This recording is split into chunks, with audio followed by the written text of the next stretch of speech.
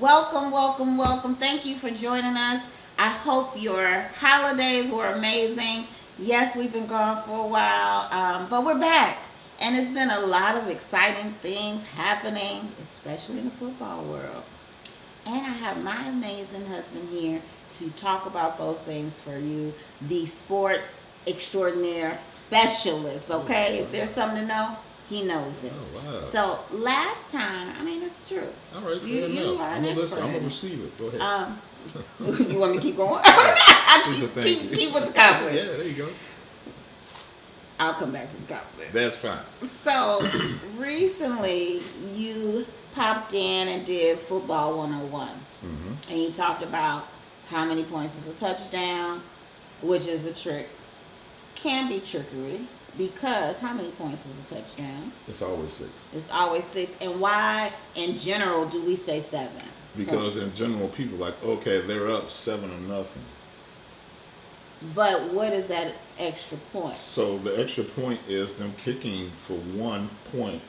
A team can also go for two, which is called a 2-point conversion, which happens in games that the score is a team is losing by 8. A 2-point conversion can help you score 8 points. Now, you really want to get tricky, then you can ask a person from a kicking perspective, because when people get upset with kickers, they typically say you have one job. Mm-hmm. You have a kicker that does the field goal, Mm-hmm. the extra point. Excuse me. The 2-point conversion doesn't involve them, but then you have a field goal Mm-hmm. where they get a chance to stand out, and everybody blocks for them to score those points, and that's worth 3 points. So those are the small points that people don't pay attention to, because if you think a touchdown is 7 points, a team can go from being up 6-0 to 8-0. Compound. That word is everything. Correct. All points matter. Correct. In getting you to that ultimate goal, as we Absolutely. saw just this past weekend. But you mentioned 3 points. So what is a 3 and out? So a 3-and-out is basically every time you get the ball, you have a chance to go. It's first and it typically is 1st and 10. Mm-hmm. But what happens is if there are penalties that happen, then a 1st and 10 can change and a disc can change.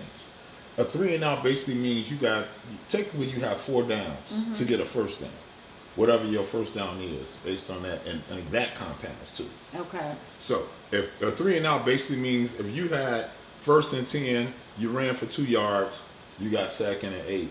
You threw a pass that was incomplete, you got 3rd and 8. On 3rd and 8, your quarterback gets sacked. That's 3 downs. Okay. Do you want to go for it on 4th down, or do you want to punt? If they just bring on the punter, that's a 3-and-out. A 3-and-out means that the defense hasn't had time to rest.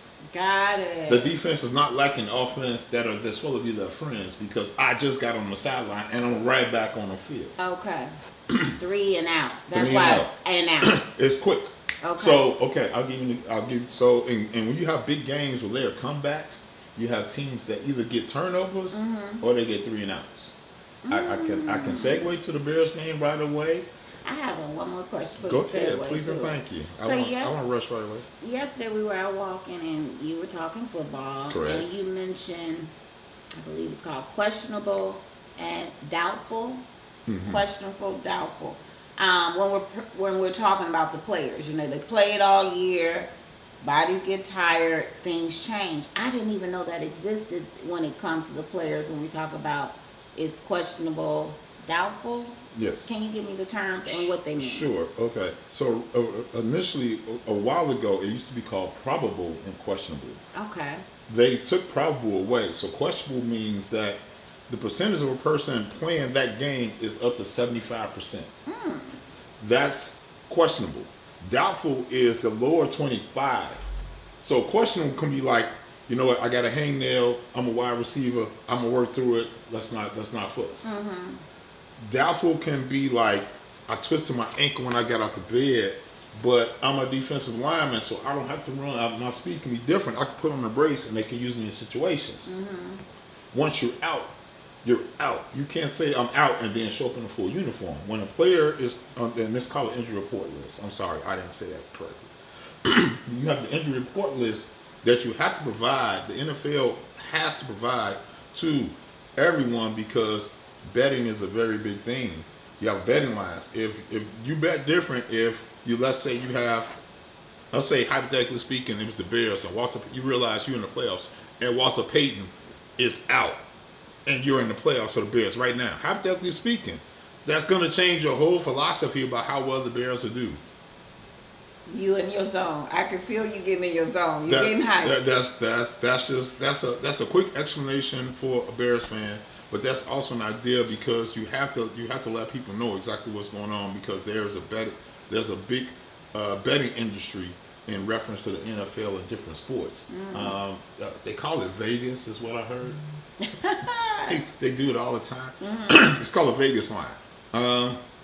But that's what's important. But yeah, so that's that. So that's why. Okay, so after Saturday's game, I asked you too when we were walking. I said, "So what are they doing this week? Are they resting? Are they playing?" And that's when you went into the questionable, doubtful. Yeah. So that list comes out. That list comes out. So that list for probable today is Wednesday. They play Saturday. That list Sunday. They play Sunday. That list is out.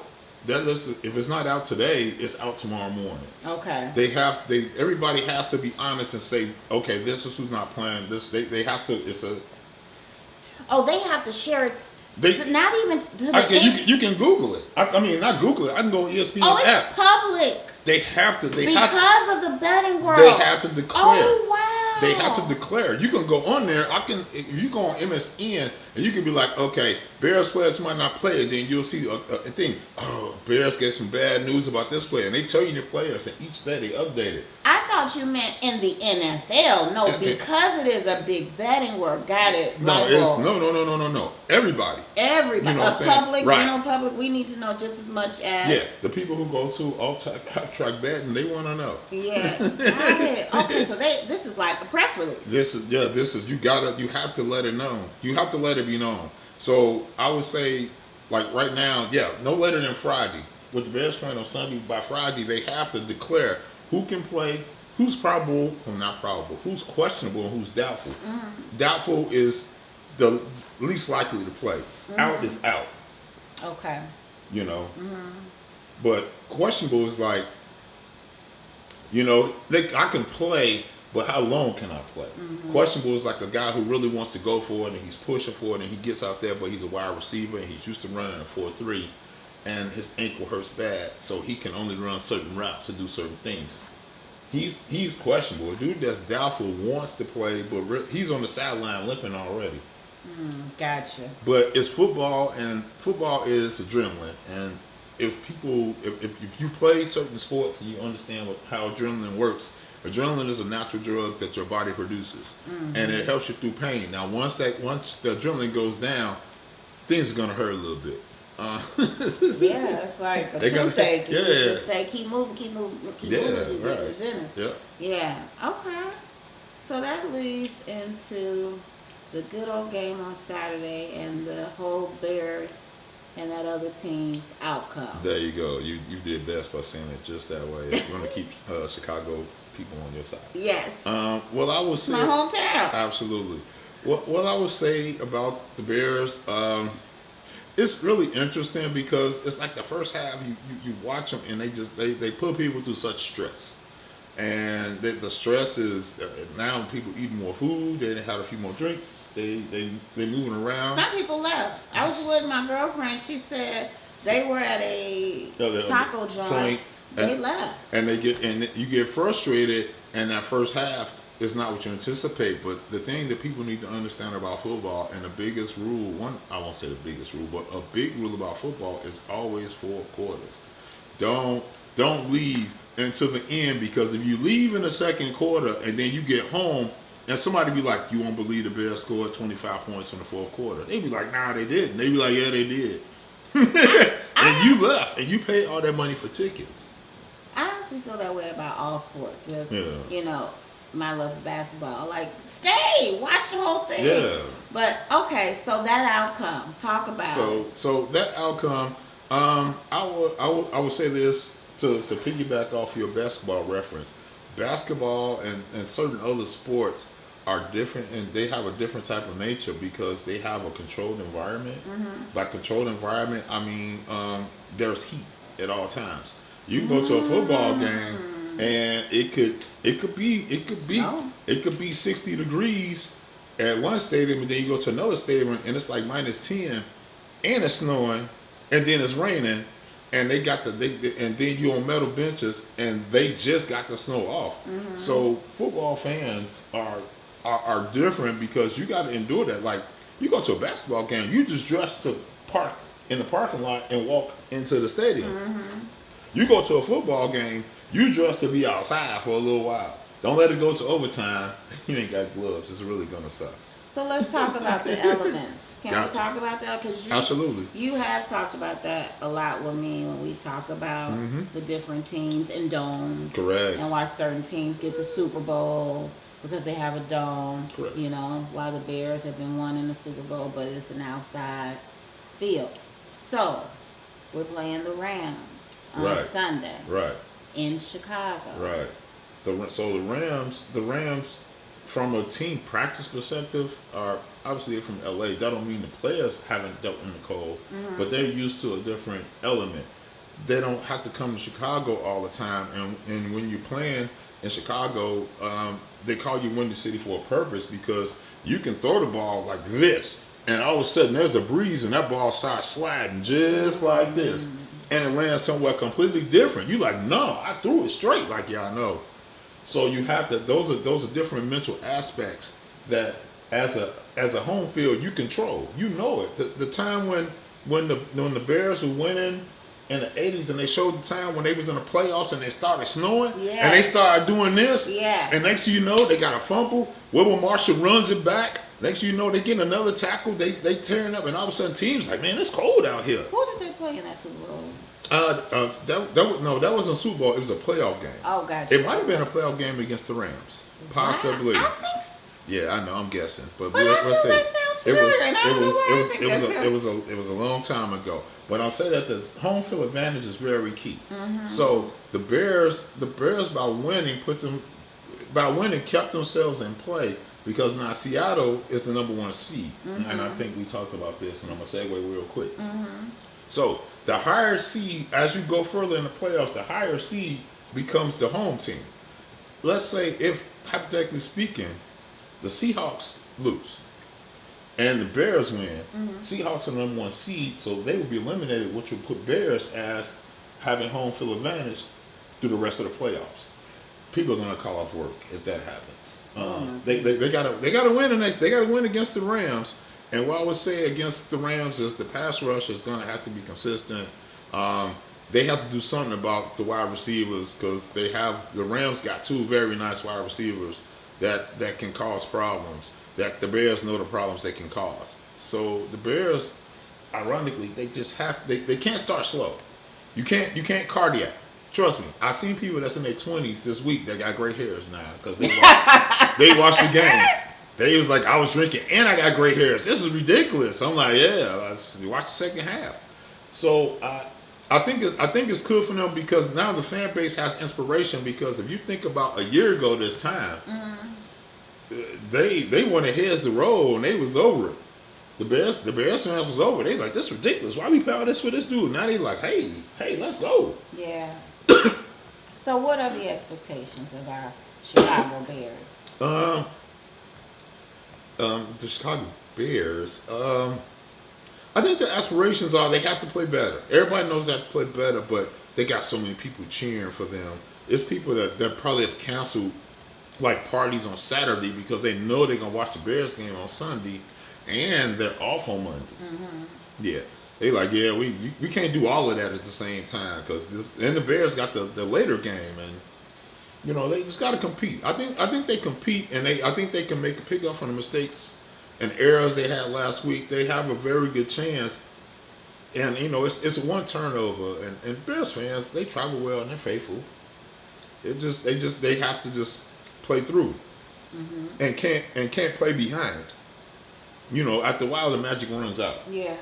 So they have to say, okay, we're fortunate to get this. You know, be here. So, from what I've watched, or what you've told me, they come back in the second half of the game. So basically what you're saying right now is it's no time to wait anymore. Right. You got 4 quarters. Mm-hmm. You got four quarters to take advantage of. Don't wait for 2 quarters. I mean, well, actually, no, they actually waited for 1 quarter. Yeah, it got down to the fourth quarter. Yeah, it was. Yeah, it was. What what do we want? What do we expect? What are our expectations out of the Bears for this game on Sunday? It's really just for the Bears to come out and play a full 4 quarters, and get the crowd involved early.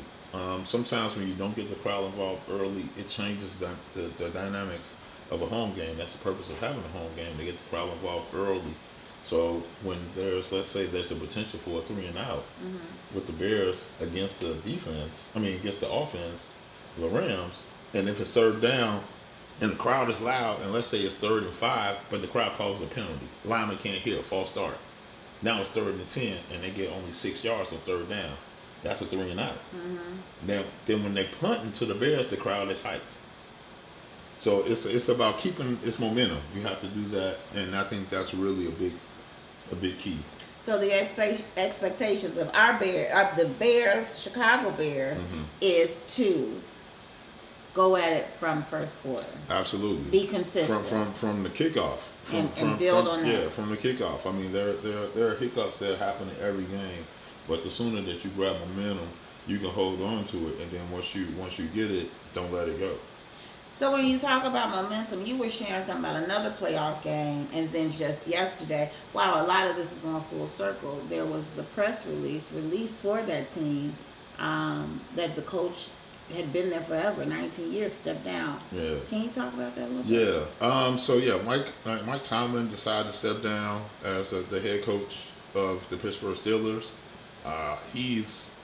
He's one of 4 coaches that the Steelers have ever had. That's insane. Ever.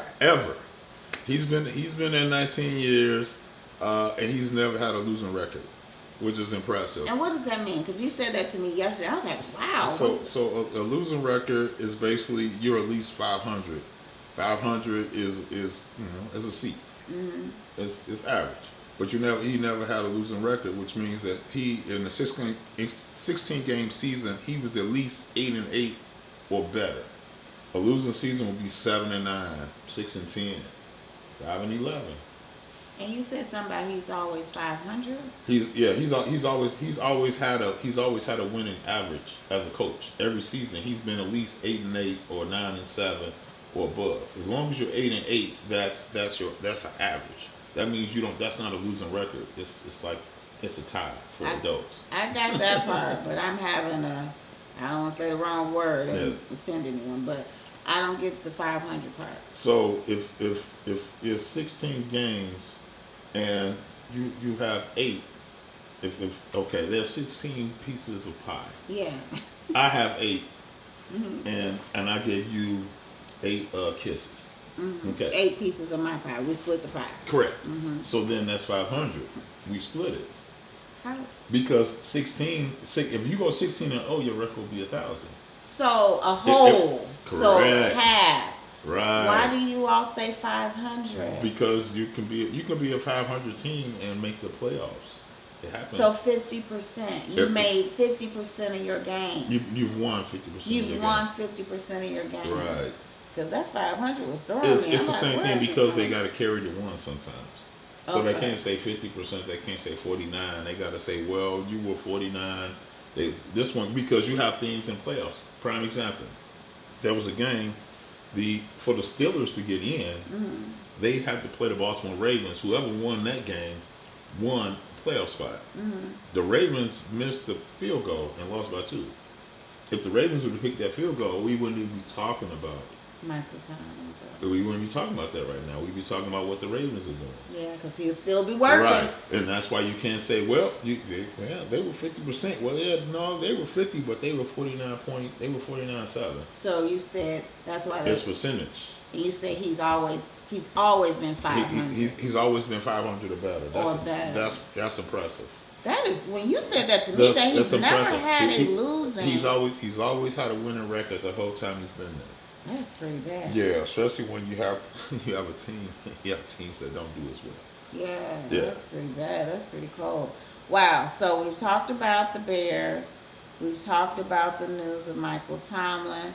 And then we have to talk about what you are repping, what we are repping. Oh. College football. Oh, wow. Because there's a lot happening That in this is. playoff season. And I don't know if it's because I'm married to you that it just seems so like, you know, it's the Miami Hurricanes, but it seems really alive right now. Well, yeah, I would say it started off the first game of the season by Miami playing Notre Dame on I think it was Labor Day. Like the first game of the season, you got a chance to see them, and then as the season goes on, people don't always pay attention to the same teams. They pay attention to the teams they like. When it came time for the tournament, there was some discrepancy, there was some issues, but at the end of the day, the committee decided to honor and say, we'll honor that Miami beat Notre Dame head to head. You got to give it in full. So something happened with the Notre Dame and Miami game, and there was a discrepancy. What happened? So what happened was Miami won the game, but then as the season went on, Notre Dame lost. They lost like two of their first three games, but they lost to Texas A&M, was a highly ranked team at the time. They lost by one. So Miami had two losses to teams that at the time were outside of 25, but they were not inside of 25.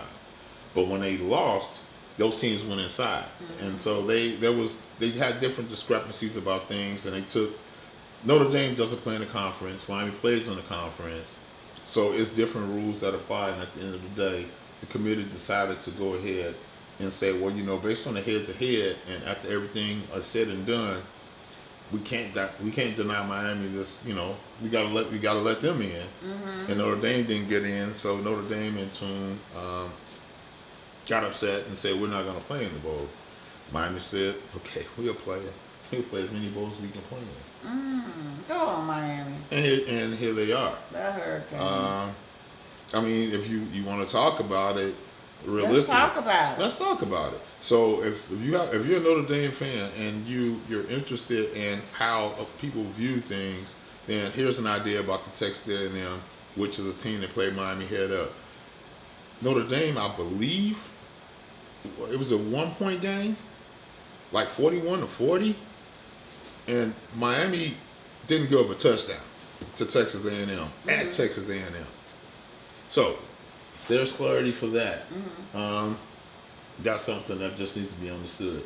And so I understand Notre Dame being upset, but the fact that Miami that's a number 10 ranked team in the tournament, the last team to get in is playing a number 1 team that's undefeated. And as the football gods would have it, the game is at Hard Rock Stadium in Miami Gardens, which is the home field for the Miami Hurricanes. Yeah, I'm just saying, again, it's the truth. Talk about it. It is beautiful. Miami offers a different philosophy than what some of the other blue bloods have. They are all about camaraderie. They're all about the old school players coming back on the sidelines and imparting wisdom and teaching the younger guys on how to be better. I love that. And teaching them something. And you can go on the sideline, and there's a Hall of Famer that plays the position you play right now, and he could tell you something. And there's no way you should say anything, but I understand. Thank you very much. Or what about this? Let me tell you how to do that. Oh, really? Pick a position. Running back, defensive lineman, offensive lineman, wide receiver, quarterback. Are you looking at the camera? I'm looking at the camera. Okay. I'm picking and choosing. I just have to ask. I'm in the midst of it, this is us. This is how we roll. I'm picking and choosing. And so just to get some understanding and some relevance to what I'm saying, and I'll continue talking. So, okay. Go ahead, we listening. So one of the people that exemplifies what I just said about going back and giving back to a younger generation and always helping and always trying to give words of encouragement and cheering on the team, good, bad, or indifferent, is a guy who ended up going to the league and getting 3 Super Bowls. Now, everybody doesn't know his number, but I'm fortunate enough to know what number it is. His number is number 47. He played for the University of Miami Hurricanes. and he also played for the Dallas Cowboys. His name is Michael Irvin. This is a rare number that someone has, but you have to be, sometimes you find a way to stand out to be that person, because every wide receiver doesn't wear that number. Everybody's wearing a number of the person that they like the most or someone they're emulating. But sometimes you can get to a point where you can set a trend and you can be okay. But I really just think I'll give a big up to Indiana. I'm not gonna talk a lot of junk. I think it's just gonna be a really good game because Indiana came from. No one would have thought Indiana was 15-0 this season. Indiana players, they can say they did, but it took a while. It took a while for them to think that. But I think it's a good game, and it's good because you're changing the direction of what you call the blue bloods. It's not always teams from the SEC. You got a Big Ten team, you got a team from the ACC. So it's changing everything, and now players from Alabama are transferring to Indiana. But I digress. What does that mean? That means that typically the best players go to the same schools every year. The same 10 schools are the same schools that typically have a great time. You're gonna hear about maybe Florida State. You're gonna hear about Alabama. You're gonna hear about Georgia. You're gonna hear about LSU. It's the same teams because all the great players, all the best players initially all go to those schools. Mm-hmm. And what happens is those schools stockpile the talent, and then the players are there, and then they don't get a chance to show what they're doing, and now they're sitting on a bench. And then every year you don't get to do it, believe it or not, they're bringing in some other people that play the same position as you. So now the transfer portal has changed the dynamic because the kid can be like, well, I'm not playing, but I'll come to your school. But if you give me the NIL agreement, what's that? Name, image, and likeness. Mm-hmm. So you can do that now as a kid. You can transfer, and they'll give you an NIL deal for 6.5. Oh, right, because now college players can transfer portal. They're doing it today. Either yesterday was the last day. Either yesterday or today was the last day. Mm-hmm. So they can declare. You can try to get players, and they'll come, and now you can play college players. So I just want to go back to the Miami Hurricanes because you were pretty calm about that. You talked around it.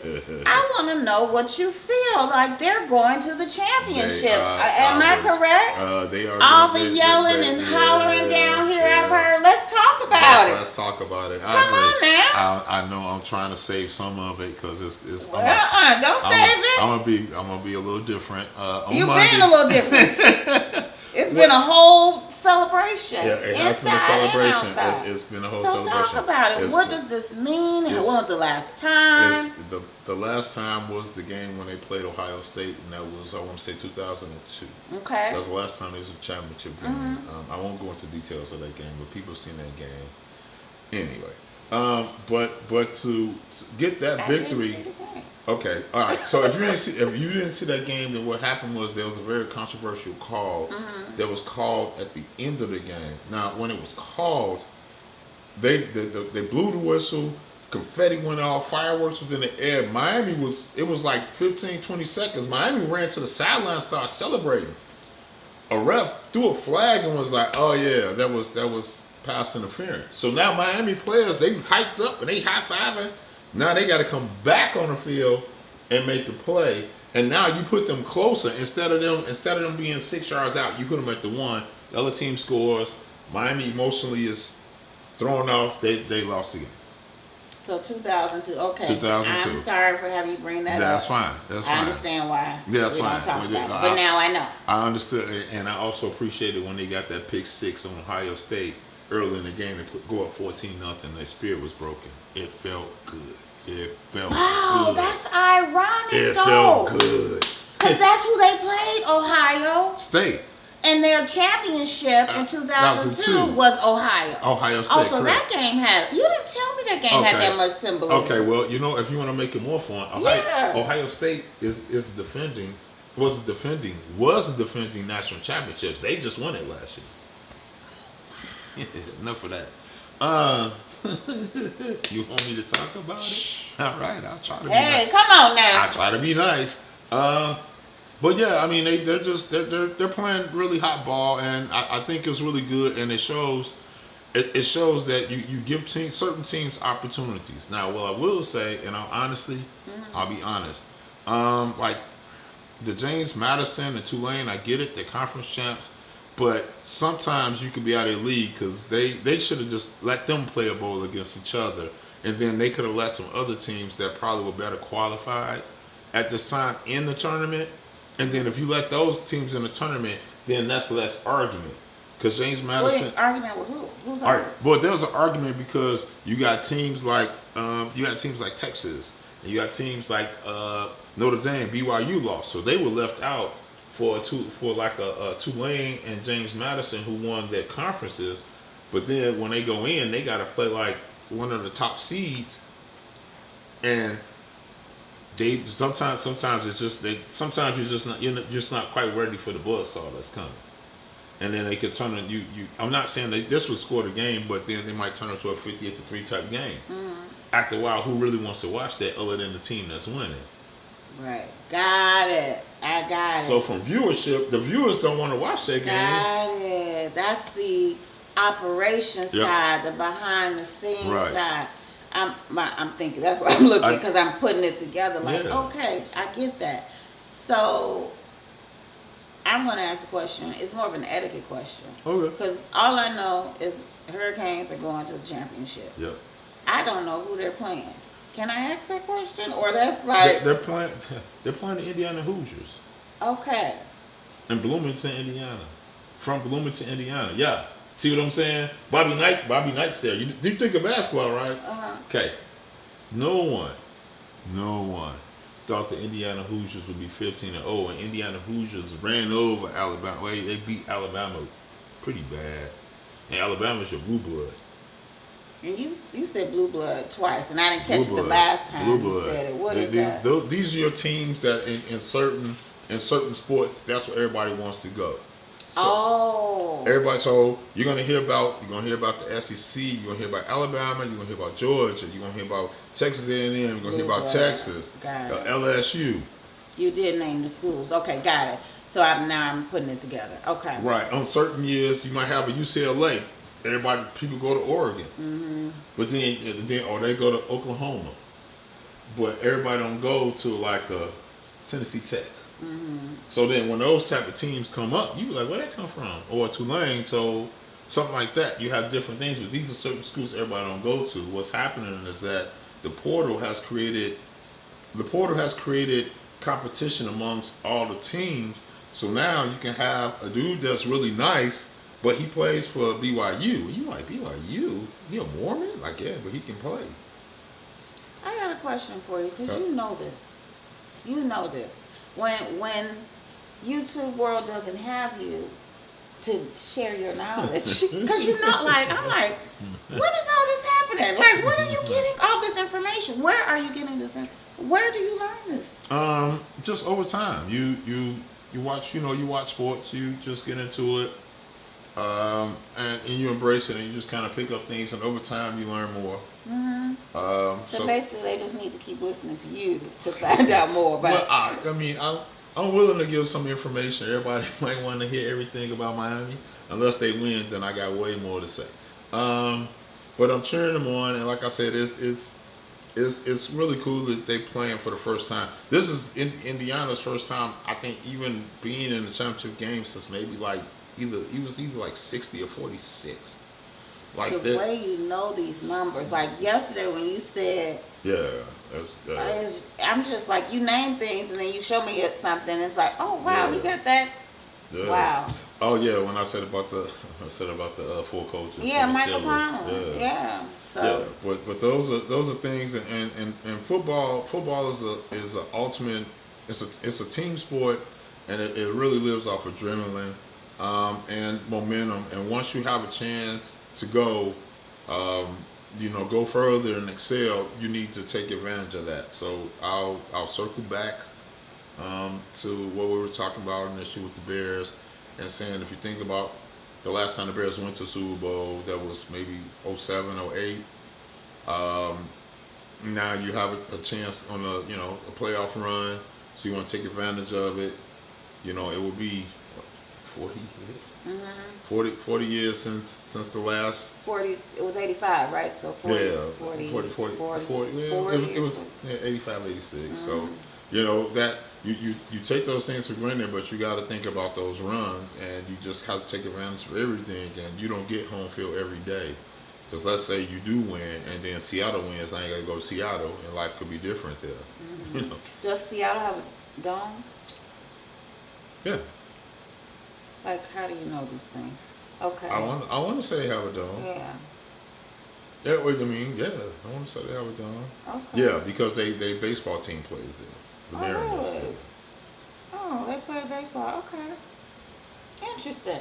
What do you want to leave us with? What is the closing remark on right now? What's happening in football? What's going to happen on the 19th and on Sunday? How do you want to close this out? What I will say first off is that I just really look forward to some really exciting football.